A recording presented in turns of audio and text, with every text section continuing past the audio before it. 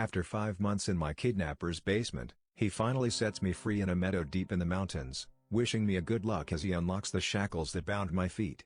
As I ran away, I took one look back and see other girls like me being released, and our captors picking up rifles, crossbows, spiked maces, axes, and chainsaws. My bones rest in a pile along with the rest of the human race. Gravity on Earth had slowly increased over a week and now all that remains are piles. As a joke, Sarah gave her husband a Mrs. Potato Head for their anniversary.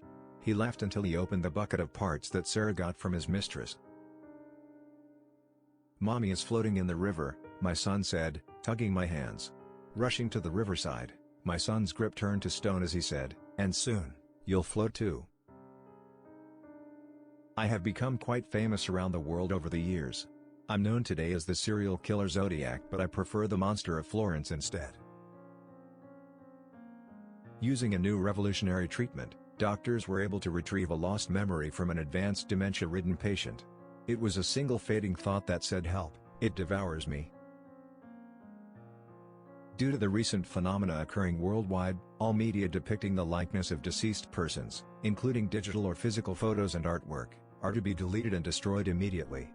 As I hurriedly threw our old photo album into the fireplace, I grit my teeth as the roaring flame illuminated my late wife's face tattooed on my forearm.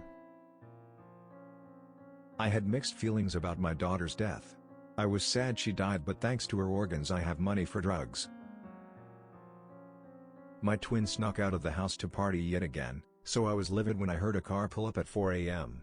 To my surprise, then shock and horror, it wasn't my twins I saw when I opened the door but rather two grim-faced police officers. The virus wiped out almost 99% of the entire human female population on Earth. As one of the few remaining, I grasped the kitchen knife tightly in my hand, knowing that I had to make a choice.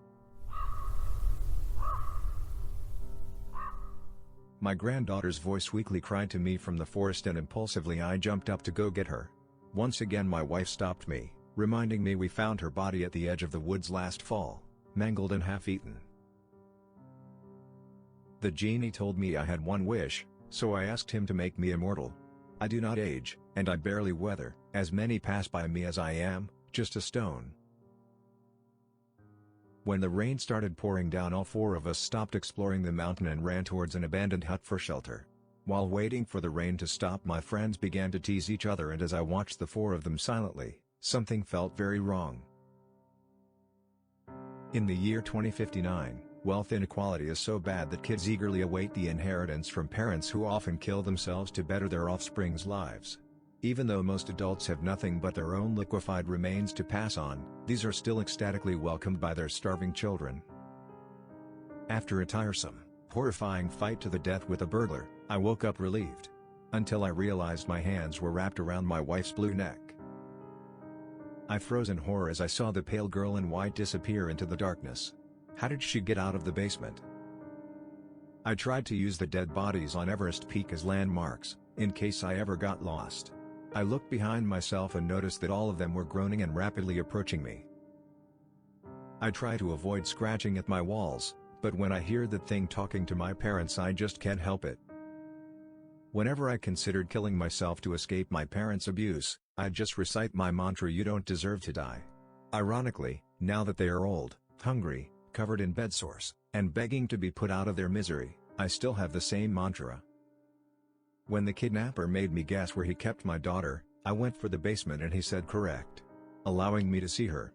But when I found her severed head in there, I learned that every other choice would have been correct as well.